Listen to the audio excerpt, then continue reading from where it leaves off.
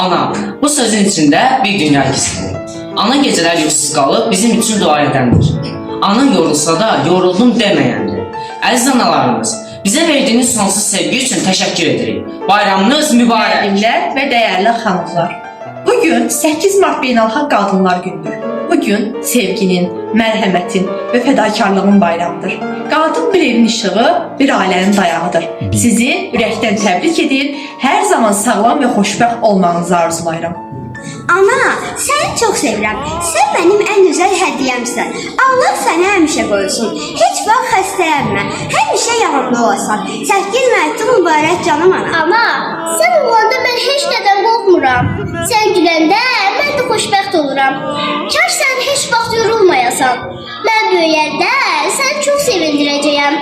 Bayramın mübarək olsun, gözəl anam. Əziz müəllimlərimiz, siz bizə yalnız dərs yox, həyat öyrədirsiniz.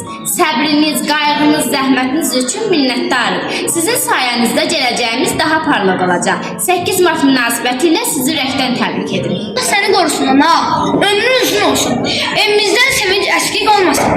Mən həmişə səninlə fəxr edirəm. Bayramın mübarək. Həmişə xoşbəxt ol. Mən səni çox sevirəm.